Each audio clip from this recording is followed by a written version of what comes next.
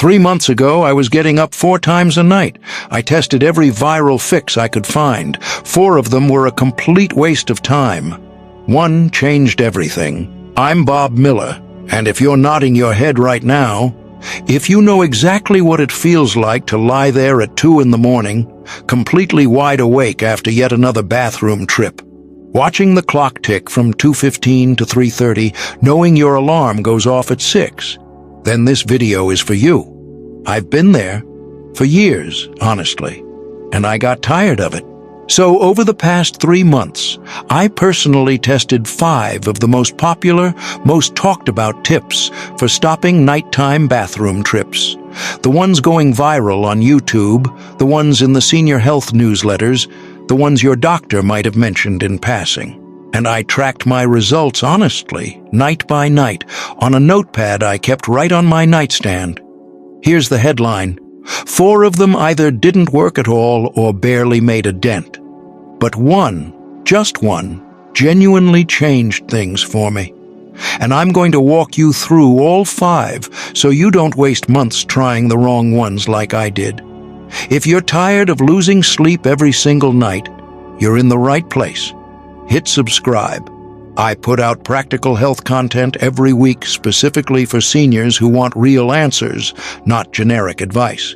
Now, let's get into these 5 hacks. We're going to count them down from 5 to 1.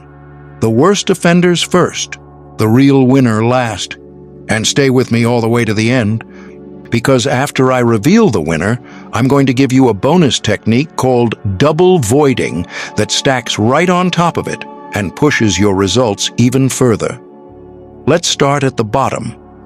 Hack number 5, the classic cut off all liquids after 6 rule. This one gets repeated everywhere. I followed it strictly for 3 full weeks. Not a sip of water after 6. Herbal tea? Nope. I even delayed my evening medications to avoid any extra fluid. Here's what happened. My bathroom trips actually got worse the first week because I was so dehydrated that I started waking up thirsty, which made me anxious, which woke me up even more. Week 2 and 3 were about the same as before I started. Maybe 1 fewer trip on a good night. Maybe. And here's the real problem nobody talks about. Cutting fluids that drastically isn't good for your kidneys, especially as we get older. Your body still needs hydration into the early evening. Depriving it isn't a solution. It's just trading one problem for another. So this one, off the list. Hack number 4, pumpkin seed extract supplements. Now this one actually has some research behind it. There are studies showing it can help with bladder control over time, so I was genuinely hopeful. I bought a reputable brand, took it consistently for 8 weeks straight, never missed a day. The honest result? I noticed 0 change in my nighttime trips. 0. To be fair, the research suggests it works better for daytime urgency than for nighttime urination specifically. But for me, 8 weeks, no measurable difference. I still woke up 2 to 3 times a night, like clockwork. I'm not saying don't try it. I'm saying don't expect it to solve the nighttime problem on its own. And definitely don't spend months waiting for a supplement to work before you try something else. Your sleep is too valuable for that. Before we get to the hacks that actually showed results, make sure you're subscribed. I have a follow-up video coming next week that goes deeper into the leg drainage technique. You don't want to miss that one. Hack number 3, magnesium glycinate at bedtime. This one is interesting because magnesium does 2 things that are theoretically relevant here. First, it helps relax smooth muscle, including the muscles around your bladder. Second, it's well known to improve sleep quality and depth. I took 200 milligrams of magnesium glycinate, not magnesium oxide, that's the cheap stuff that just gives you digestive trouble, every night for 6 weeks. And here's what I genuinely noticed. My sleep was deeper. I was hitting that deep, slow-wave sleep more consistently, which meant that even when I did wake up, I was falling back asleep faster.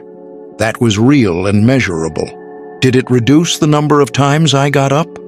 Slightly. I went from an average of about 3 trips to closer to 2.5. That's something, but it's not the home run I was hoping for. What it did do is make the trips less disruptive because I was sleeping better between them, so I actually kept this one going even after the experiment ended. Not a cure, but a legitimate sleep enhancer. I'd call it a solid assist. If you haven't tried magnesium glycinate for sleep in general, it's worth it regardless of this whole nighttime urination issue. Just run it by your doctor first, especially if you're on any heart or blood pressure medications. Hack number 2. This one surprised me because it sounds completely unrelated to your bladder. Wearing compression socks during the day to reduce nighttime urination. I'll be honest, when I first read about this, I thought somebody just made it up on the internet. But there's real physiology behind it, and once I understood it, it made a lot of sense. Here's the deal. When you sit or stand for long periods during the day, which, let's be honest, most of us do, fluid slowly pools in your lower legs. You might notice your ankles getting a little puffy by late afternoon. That's the fluid. Now, when you lie down at night, gravity stops pulling that fluid into your legs and it gets redistributed. A significant amount of it ends up going to your kidneys, which then have to process it. And that's why you wake up to urinate at 2 in the morning. Your bladder isn't misbehaving. Your legs are just returning all that borrowed fluid. Compression socks work by preventing the fluid from pooling in the first place. Less fluid in the legs during the day means less fluid being redistributed at night. And it did work, somewhat. I wore them consistently from morning until about 6 in the evening for 5 weeks. My nighttime trips went from 3 down to 2 on most nights. That's real. But the improvement plateaued after week 3. And honestly, getting compression socks on and off every day when your hands aren't as nimble as they used to be is a real commitment. This one lands in the helpful tool but not the whole answer category. And here's the thing. The mechanism it uses, draining fluid from the legs before bed, gave me a big clue about what the actual winner of this experiment would turn out to be. Stay with me, because hack number 1 takes that same idea and absolutely runs with it. And now we are at hack number 1. Before I walk you through exactly how this works, drop a comment below. Tell me, how many times are you getting up at night right now? 1, 2, 3 or more? I read every single one, and knowing your situation helps me make better videos for you. This is the hack that genuinely moved the needle for me. Not by a little, by a lot. And once I explain the science behind it in plain English, you're going to completely understand why everything else I tried was treating the wrong problem. For a lot of seniors, nighttime urination is not primarily a bladder problem. It is a fluid redistribution problem. Your bladder is just the messenger. The real issue is what's happening in your legs during the day. Think about a typical day. You sit at breakfast, maybe you take a walk, then you're in your chair watching TV, or at your desk or on the couch reading. Gravity is constantly pulling fluid, water, lymph, a little blood plasma, down into your lower legs. Your calf muscles, when they're actively contracting, act as a pump to push that fluid back up toward your heart. But when you're sitting still for hours, that pump is off. The fluid just sits there. By 5 in the afternoon, your ankles might be noticeably thicker than they were at 8 in the morning. That's the fluid I'm talking about. Now you lie down at night. Gravity reverses its hold on that fluid. It doesn't stay in your legs anymore. It slowly redistributes. A good portion of it heads to your kidneys, which are now suddenly getting a flood of extra fluid to process. And your kidneys, doing their job faithfully, send the processed waste to your bladder, which fills up, which wakes you up at 1 a.m., and then again at 3, and then at 5. The solution isn't to fight your bladder. The solution is to drain the fluid from your legs before you get into bed, so your kidneys handle it while you're still awake. Here is exactly what I started doing and what I still do every single night. This routine takes about 30 to 35 minutes, and I do it starting about an hour before my actual bedtime. Step 1. Elevate your legs for 20 minutes. Lie down on your back, either on a couch, a yoga mat, or your bed, and prop your legs up on 2 or 3 firm pillows so your feet are above your heart. You don't need your legs perfectly vertical. A comfortable 30 to 45 degree angle does the job. The key detail most people miss is where you place the pillows. Don't just put them under your ankles. Put them under your calves, from just below the knee all the way to the ankle. That way your knees aren't hyperextended and your lower back stays relaxed. Set a timer. Do not try to tough it out while watching TV in your recliner. That position doesn't work as well because your hips aren't flat. Lie flat, legs up, 20 minutes. Step 2. Calf pumps while elevated. While your legs are still up, flex your feet, pull your toes toward your shins, and then point them away, slowly. 1 full flex and point is 1 rep. Do 20 of these. Then roll your ankles 5 times in each direction. This activates the calf muscle pump even while you're lying down, squeezing fluid out of the tissue and moving it toward your core. You'll feel a mild warmth in your lower legs as the circulation improves. That's exactly what you want. Step 3. The self-massage flush. After your 20 minutes of elevation, sit up and spend about 5 minutes doing a light but firm massage on your lower legs. Start at your ankle, right above the heel, and use both hands to sweep firmly up toward your knee. Always toward the knee, never down. You're physically moving fluid in the right direction. Work both legs, 30 seconds each side, 3 passes per leg. Your legs should feel noticeably lighter when you're done. By the way, if this kind of practical, no-nonsense health content is what you've been looking for, subscribe and hit the bell. Next week, I'm covering what I eat in the 3 hours before bed that made a noticeable difference in my sleep quality. Real food, real results. You'll want to see that. Step 4.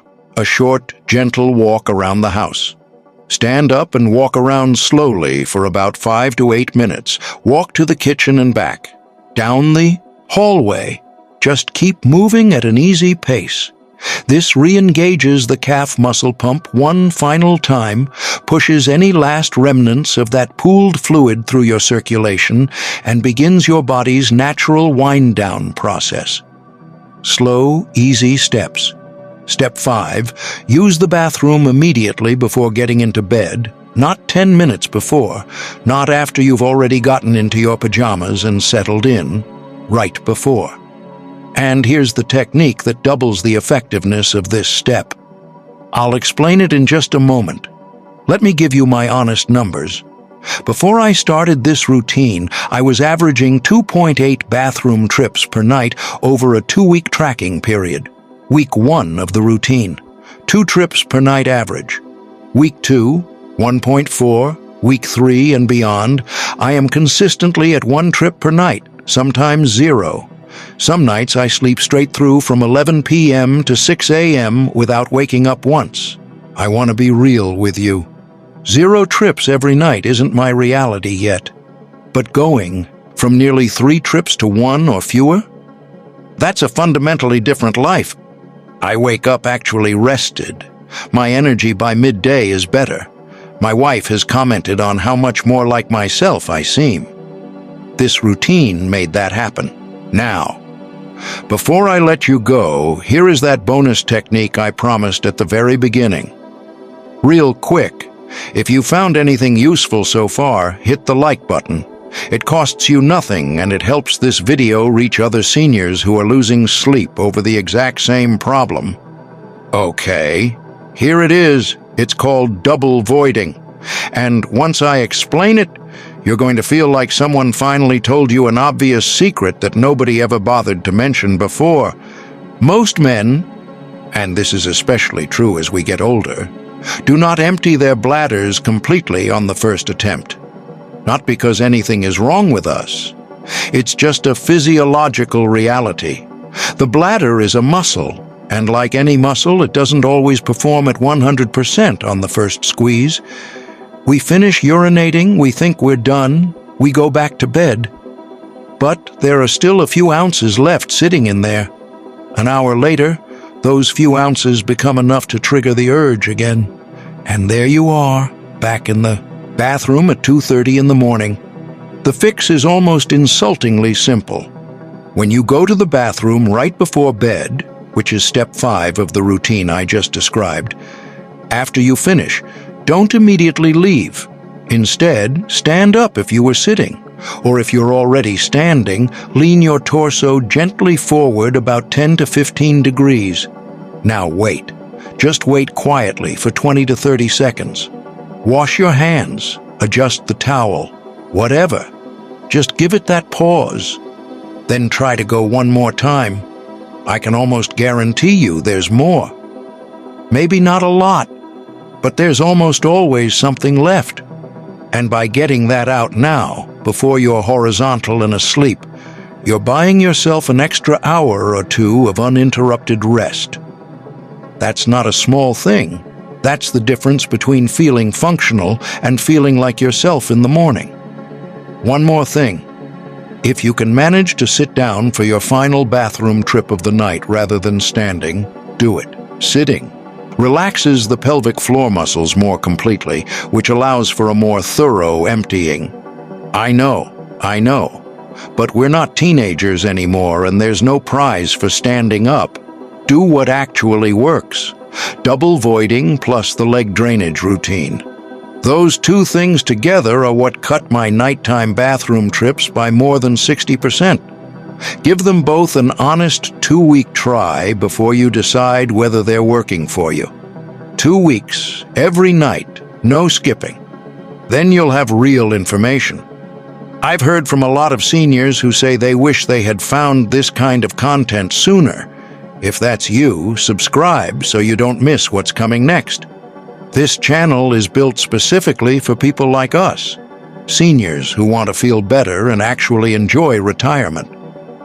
All right, 5 hacks tested honestly, 1 real winner, and a bonus technique that makes it even more effective. I hope this saves you some of the time and frustration I went through figuring it out the slow way. Here's a challenge for you. Try the leg drainage routine tonight, just tonight, and come back tomorrow and tell me in the comments how many times you got up. I'm genuinely curious to see your results. And if it worked, share this video with someone you know who needs it. You might just give them back their sleep. And that's worth a lot. Every week on this channel, honest health experiments, practical routines, and real talk about what it's actually like to manage your health in your 60s and 70s. No sponsorships pushing products on you, no scare tactics, just what works. Subscribe if that's what you're here for.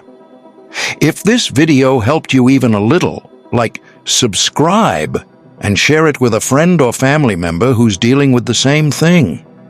Good night, folks. I'll see you next week.